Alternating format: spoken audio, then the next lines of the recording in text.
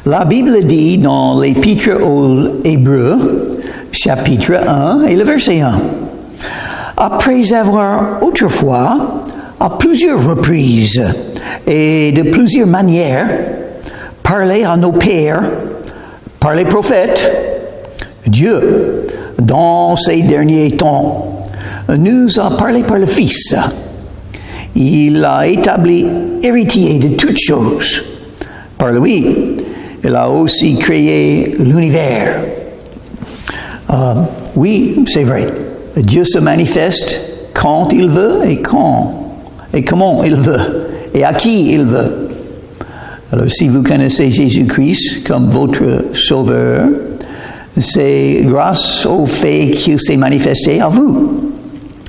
Et on peut connaître Jésus-Christ parce qu'il est vivant, il est ressuscité des morts. On peut être sauvé parfois en Jésus, c'est la volonté de Dieu. Dans le temps où nous habitons, Jésus-Christ est le sauveur du monde. Jésus-Christ se manifeste. Jésus-Christ est la parole de Dieu, comme c'est dit dans l'Évangile selon Jean. Au commencement était la parole. Et la parole était avec Dieu. Et la parole était Dieu. Alors, parce qu'il faut se rappeler de ce qui est arrivé dans l'existence de Jésus-Christ. Il est Dieu, le Fils de Dieu veut dire Dieu le Fils. Parce qu'il est Dieu, ça veut dire il a tout créé. Il a tout pouvoir. C'était toujours comme ça. Dans le passé éternel, Jésus était là. Dieu peut faire ce qu'il veut faire. Il se manifeste en trois personnes. Le Père, le Fils et le Saint-Esprit, selon les enseignements de la Bible. Jésus est venu dans le monde et il vivait comme un homme pendant 33 ans à peu près. Il a quitté le paradis. Il a laissé à côté quelques-unes de ses capacités comme Dieu. On peut lire ça en Philippiens, l'Épître aux Philippiens, chapitre 2. Et pour nous, il faut être comme Jésus. Il a laissé à côté ce qu'il était pour pouvoir humblement, avec douceur, suivre la volonté du Père pour sa vie. Et intéressant ce que ça dit ici. Dans ces derniers temps, Dieu, dans ces derniers temps, nous a parlé par le Fils. Dans ces derniers temps. C'est le dernier temps maintenant. Quand est-ce que les derniers temps ont commencé? Le premier siècle. Le ministère de Jésus-Christ, c'était le commencement des derniers temps. Qu'est-ce qui nous reste maintenant? Après Jésus et le fondement fait par les apôtres et les prophètes dans le premier siècle, nous sommes dans une époque de l'Église, de la grâce de Dieu et du Nouveau Testament. C'est le dernier temps parce que jusqu'après ce temps, le temps des païens, juste après, sera l'enlèvement de l'Église, 7 ans de la grande tribulation, et puis le retour de Jésus-Christ dans la ville de Jérusalem pour gagner la bataille d'Armageddon, pour détruire l'Antéchrist et ses armées, et pour se manifester au peuple juif qu'il est vraiment le Messie, le Sauveur du monde. Donc nous sommes dans les derniers temps. Il n'y a que 7 ans après notre temps. Et puis le retour de Jésus pour tout changer et pour tout corriger. Dieu a un plan pour tout corriger, pour améliorer, pour changer. Mais c'est son plan. Il est Dieu, c'est lui qui décide. Il y a des athées qui disent « Et pourquoi Dieu ne change pas toutes choses maintenant? Il peut terminer la violence et les guerres et les souffrances humaines. Il peut, il est tout puissant. Pourquoi il ne fait pas? » Vous pouvez demander un jour. Mais il va le faire. La Bible le dit. Une chose que nous avons appris de la vie de Jésus-Christ quand il a tout guéri, quand il a ressuscité des morts, il a donné la vue aux aveugles, il a guéri les lépreux. Nous avons appris quelque chose de Jésus. Il peut tout faire. Il peut tout corriger. Il peut guérir tout et il va le faire quand il veut. Maintenant, c'est le temps de choisir. Jésus nous a donné le choix. Le temps des tentations, le temps des épreuves. Qui va se donner à Jésus? On verra. Dans ce dernier temps où nous habitons, qui va se donner à Jésus, qui va faire une décision de venir à Jésus et croire en lui et être sauvé, être pardonné des péchés, recevoir la vie éternelle et commencer à suivre Jésus-Christ. Qui va le faire? Ça, c'est le temps où nous habitons. Verset 3. Le Fils est le reflet de sa gloire et l'empreinte de sa personne. Dieu se manifeste en trois personnes, surtout dans le Fils de Dieu, Jésus-Christ. Si vous connaissez Jésus, vous connaissez Dieu. Si vous suivez Jésus, vous suivez Dieu. Si vous croyez en Jésus, vous croyez en Dieu. Si vous avez le pardon des péchés de Jésus, de la part de Jésus, vous avez le pardon des péchés de Dieu. Il n'y a qu'un Dieu et un médiateur entre Dieu et les hommes, Jésus-Christ. Il soutient toutes choses par sa parole puissante. Intéressant. Le verset 2 a dit... Il a aussi créé l'univers. Il a tout créé. Et après avoir créé, il soutient toutes choses. Il vous a donné la vie. Vous êtes encore vivant aujourd'hui. C'est Jésus qui le fait. Il vous donne la vie. La vie humaine, la vie sur la terre. Mais c'est très courte, la vie humaine. Ça va se terminer, n'est-ce pas? Par quelque chose qu'on s'appelle la mort. Mais Jésus va vous soutenir tout le temps qu'il vous donne cette petite période de vivre sur la terre. Quand il décide, vous allez quitter la terre. Et on s'appelle ça la mort. Vous allez quitter. Tous ceux que vous aimez, ils vont quitter la terre.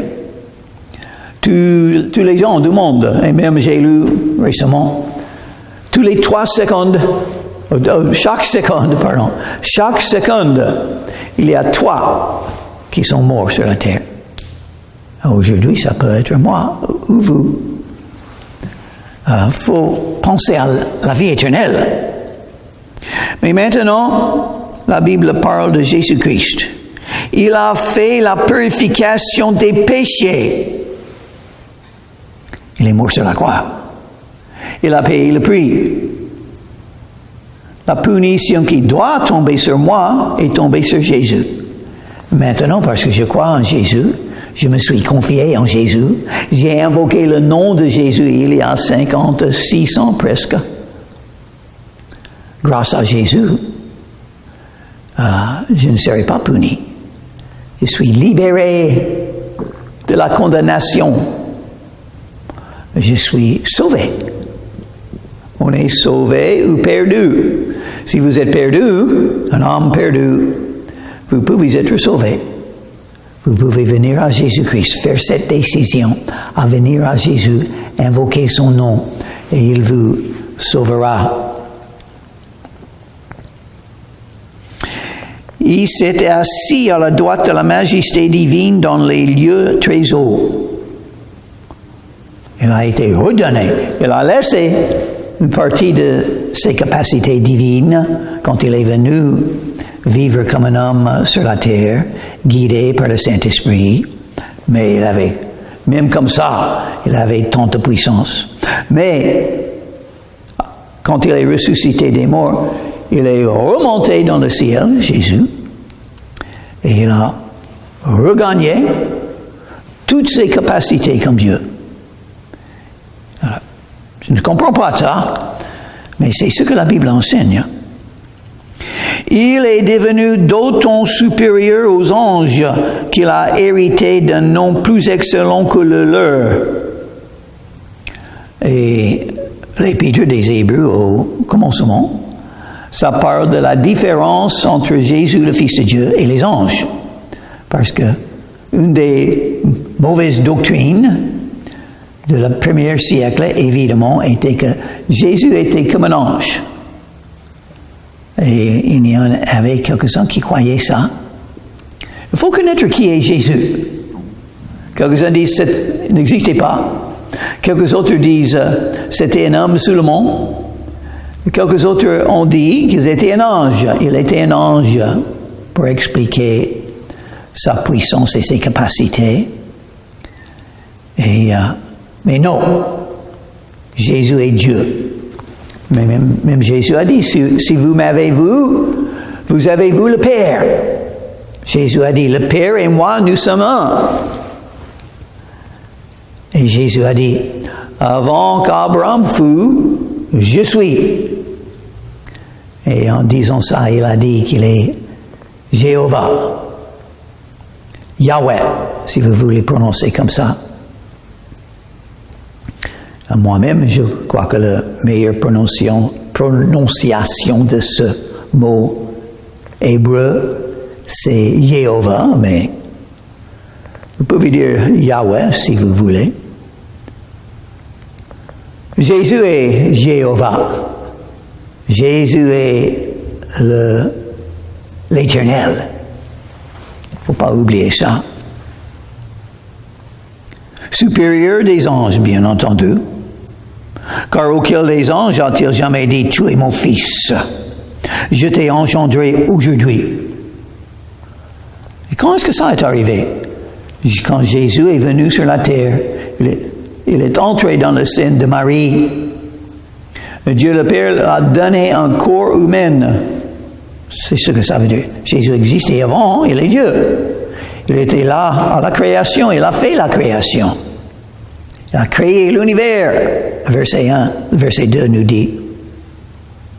Et encore, je serai pour lui un père et il sera pour moi un fils. Le père et le fils, ça parle de leur relation. Leur relation. Dieu le Père n'a pas créé Dieu le Fils. Dieu le Père a créé le corps humain du Fils de Dieu. Et lorsqu'il introduit de nouveau dans le monde le premier-né, il dit que tous les anges de Dieu l'adorent. Qui est adoré? Seulement Dieu. Donc, si les anges adorent Jésus, selon verset 6, ça veut dire Jésus est Dieu. De plus, il dit des anges. Il fait de ces anges des esprits et de ses serviteurs une flamme de feu. Ah oui, les anges, quelques-uns, selon la Bible, sont très puissantes, glorieuses. Là, devant Dieu, dans le paradis, envoyés dans la terre pour faire la volonté de Dieu. Jacob, Israël, a vu beaucoup d'anges sur une échelle, montant et descendant. Ce qui nous dit, il a des anges partout, beaucoup des anges. Et Dieu les a faits. Mais, au contraire des anges, il a dit au Fils, ton trône, ô Dieu, est éternel. Le Père a appelé le Fils Dieu. Ton trône, ô Dieu, il a dit au Fils, ton trône, ô Dieu, est éternel. Et qui est éternel? Dieu seulement. Et quand on dit quelque chose est éternel, ça veut dire l'éternité dans le passé et l'éternité dans l'avenir. Dieu seul est éternel. Il est l'éternel. Voilà son nom. Et ton trône est éternel parce qu'il est l'éternel. Le sceptre de ton règne est un sceptre d'équité. Tu as aimé la justice et tu as haï l'iniquité. Seulement Dieu est bon. Les hommes sont des pécheurs, méchants. Et les anges, quelques-uns sont tombés, n'est-ce pas? Le diable et les démons étaient des anges qui ont eu la rébellion contre Dieu.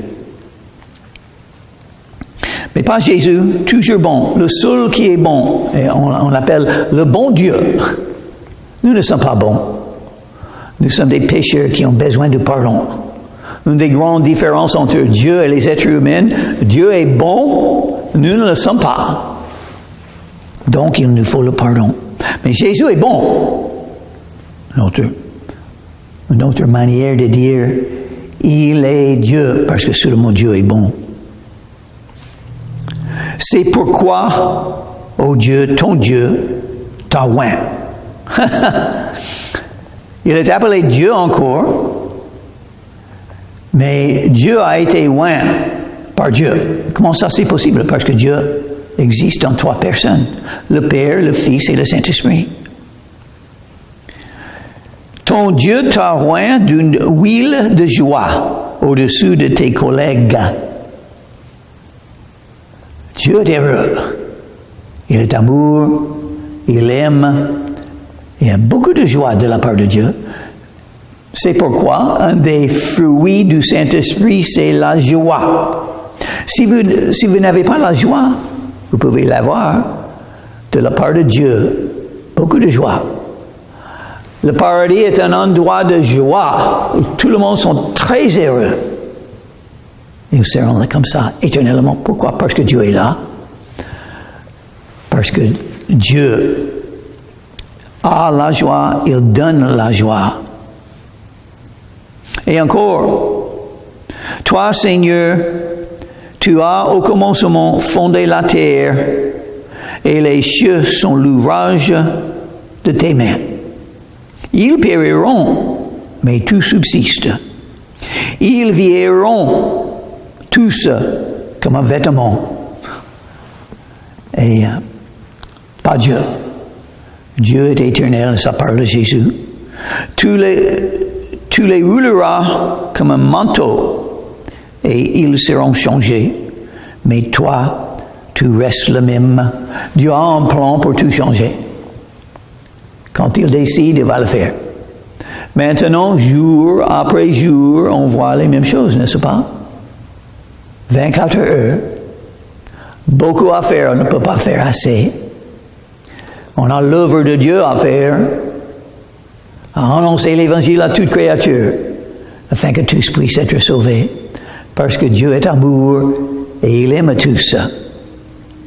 Et donc, Dieu mis dans nos cœurs cet amour pour tous les êtres humains, l'amour pour les non-croyants, afin qu'ils puissent être sauvés. C'est notre prière pour eux.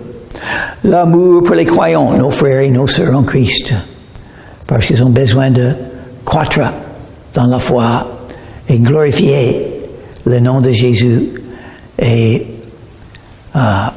manifester ce que Dieu veut faire dans leur vie. Et auquel des anges a-t-il jamais dit « Assieds-toi à ma droite » Parce qu'ils sont unis, ils sont ensemble. Ce que l'un fait, l'autre fait. Ce que l'un sait, l'autre sait. Jusqu'à ce que je fasse de tes ennemis ton marchepied. La guerre spirituelle, c'est la guerre. La guerre spirituelle. Entre le bon et le mal. Entre Dieu et le diable. Et malheureusement, entre Dieu et les gens méchants qui sont en rébellion contre Dieu. Et qui va gagner cette guerre? Le Tout-Puissant. Je crois que c'est le Tout-Puissant qui va gagner. Jésus. Tes ennemis ton marchepied, jusqu'à ce que je fasse de tes ennemis ton marchepied. On sait comment ça se termine. Jésus, le juge, Jésus gagnant, et tous ceux qui s'opposent à Jésus vont perdre. Ne sont-ils pas tous des esprits au service de Dieu, les anges, envoyés pour exercer un ministère en faveur de ceux qui doivent hériter du salut? Ah, c'est nous. Les anges nous aident. Ils sont envoyés de Dieu pour aider les croyants. Chapitre 2. C'est pourquoi nous devons d'autant plus nous attacher aux choses que nous avons entendues, de peur que nous ne soyons emportés loin d'elles. Dieu agit. Dieu nous aime. Dieu a un dessein pour nos vies. Et ça marche maintenant. Ça arrive. Et c'est très important. Servir Dieu, se rappeler, se souvenir de ses promesses, vivre selon la foi, continuer à suivre Jésus, persévérer malgré les afflictions et les larmes de cette vie. On peut être emporté loin d'elle, loin des idées, loin de la foi. L'Esprit dit expressément que dans les derniers temps, quelques-uns s'éloigneraient de la foi, abandonneront la foi, quelques-uns abandonneront la foi. Dans les derniers temps, il y aura des temps difficiles. Des temps difficiles parce que les gens seront orgueilleux. Rebelles, en rébellion contre Dieu. Incrédules. Se donnant à l'impudicité, l'adultère, pornographie. De peur que nous ne soyons emportés loin d'elle, il faut faire attention chaque jour avec tout votre cœur, avec énergie, avec zèle, d'être près de Jésus, de se confier en Jésus. Car si la parole annoncée par des anges a eu son effet, et si toute transgression et toute désobéissance a reçu une juste rétribution, Sodome et Gomorrhe, Jérusalem, quand les Babyloniens et les Romains ont détruit, comment échapperons-nous en négligeant un si grand salut? Le salut annoncé d'abord par le Seigneur nous a été confirmé par ceux qui l'ont entendu. Peut-être c'est Paul qui a écrit ces mots, parce qu'il n'était pas là avec Jésus pendant les 3 ans, quand Jésus se manifestait comme le Messie. Mais la parole annoncée par les anges a eu son effet. Par exemple, les anges sont venus à Daniel, n'est-ce pas? Un ange pour révéler l'avenir, pour manifester l'avenir, pour enseigner. Les anges, dans le livre d'Apocalypse, vont faire beaucoup de choses. Pendant la grande tribulation, les anges ont annoncé la naissance de Jésus. Les anges. Sans doute, les anges ont été là après la tentation de Jésus, quand il a été tenté. Jésus a été soigné par les anges, aidé par les anges. Donc, les anges ont fait beaucoup de choses. Ils ont parlé à beaucoup de croyants. Pas moi, j'ai jamais vu un ange, peut-être. Il y a quelques-uns qui ont rencontré des anges sans le savoir. Donc, c'est possible. Mais Jésus est beaucoup plus grand que les anges. Comment échapperons-nous en négligeant un si grand salut? Le salut qui se trouve en Jésus-Christ. On peut être sauvé. On est sauvé ou on est perdu. Mais il ne faut pas négliger le salut. Il faut l'aimer. Il faut le recevoir de Jésus. Et il faut croître dans la foi. Il faut continuer, persévérer. Parce qu'il nous doit. Il faut. Jésus est mort pour nous. Alors qu'est-ce que nous pouvons faire pour lui? Tout ce qu'il veut. Si Jésus décide que je dois souffrir, je souffrirai. Si Jésus décide que je dois perdre mes rêves, mes espoirs, mes objectifs, donc je le ferai, je l'accepterai. Parce qu'il est le maître, il peut tout faire, et on voit ce qu'il fait dans ma vie. On peut dire pas grand-chose, ça dépend comment on voit les choses. Mais il fait ce qu'il veut, et je l'accepte. Parce qu'il est mon maître, il m'a sauvé. Et oui, je suis très méchant. J'ai beaucoup failli dans ma vie, alors sans doute il a raison de ne pas faire grand chose avec moi. Mais ce qu'il fait, je le remercie. Peut-être il y aura quelqu'un à qui je pourrais donner un verre d'eau avec les mots « Jésus vous aime ». Que Dieu vous bénisse. Dieu appuyons leur témoignage par des signes. Oui, les apôtres ont eu des grands dons, les miracles. C'était un don de l'esprit d'être un apôtre. Dieu a fait le fondement de l'Église par les apôtres et les prophètes. C'est-à-dire la volonté de Dieu. Il a envoyé Jésus. Jésus est venu pour mourir sur la croix. Il a fait un miracle pour créer le corps humain de Jésus.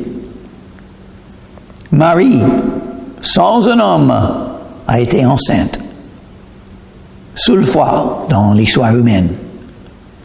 Et c'était afin que Jésus-Christ puisse avoir un corps humain.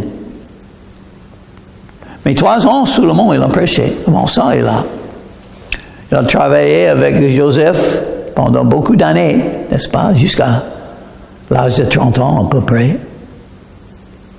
Donc, il n'a pas fait beaucoup pendant 3 ans. Il a appelé les apôtres pour faire le fondement de l'Église après que Jésus est remonté au ciel. Et Dieu a fait des miracles avec les apôtres. Divers miracles. Et par les dons du Saint-Esprit distribués selon sa volonté. Vous avez un don d'esprit ou plus. Est-ce que vous savez que sont vos dons d'esprit? Il faut chercher les moyens de les pratiquer, de les mettre en marche. Il ne faut pas ignorer de vos dons d'esprit. C'est avec les dons d'esprit que vous allez faire l'œuvre de Dieu. En effet, ce n'est pas à des anges que Dieu a soumis le monde à venir dont nous parlons. Intéressant. Qui a été soumis le monde à venir? Jésus. Et les croyants qui vont régner avec Jésus. Or, quelqu'un a rendu quelque part ce témoignage. Qu'est-ce que l'homme pour que tu te souviennes de lui? Ou le Fils de l'homme pour que tu prennes soin de lui? Ah oui, étonnant ce que Dieu a fait. Dieu a créé les êtres humains. Pourquoi? Parce qu'il les aime. Parce que Dieu ne veut pas être tout seul. Il veut une grande famille faite de tous les êtres humains. C'est possible. Tous peuvent être sauvés.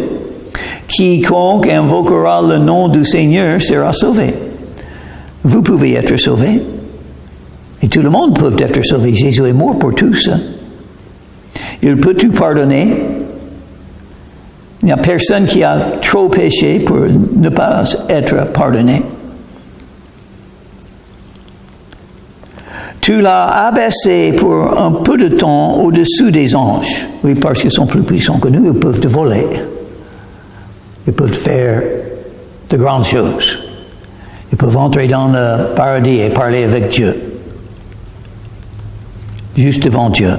Nous ne pouvons pas encore. Tu as mis toutes choses sous ses pieds. En effet, en lui soumettant toutes choses, Dieu n'a rien laissé qui ne lui soit soumis. Cependant, nous ne voyons pas encore maintenant que toutes choses lui soient soumises. Pas encore. Maintenant, tout le monde a le choix. Et malheureusement, il y a beaucoup qui ont endurci leur propre cœur contre l'idée de Dieu, contre la foi en Jésus. C'est triste, mais nous sommes dans les derniers jours. Les gens s'éloignent de Dieu. C'est une chose qu'on voit tous les jours. Allez dans les rues, essayez de parler de Dieu. Et vous verrez les cœurs endurcis, pas soumis à Dieu ni à Jésus. Mais pour venir à Jésus et croire en lui, il faut être soumis à lui. Il faut pouvoir dire, Seigneur, que veux-tu que je fasse? Êtes-vous sauvé? Est-ce que vous avez le salut précieux? Sinon, vous pouvez l'avoir. Vous pouvez venir comme un enfant à Jésus. Et dans votre cœur, vous pouvez invoquer le nom de Jésus avec beaucoup de zèle et beaucoup de force pour demander le salut. Jésus vous le donnera, le pardon des péchés, la vie éternelle. Et vous serez sauvés au lieu de perdu. La Bible dit dans Romains chapitre 10 et le verset 13, « Quiconque invoquera le nom du Seigneur sera sauvé. »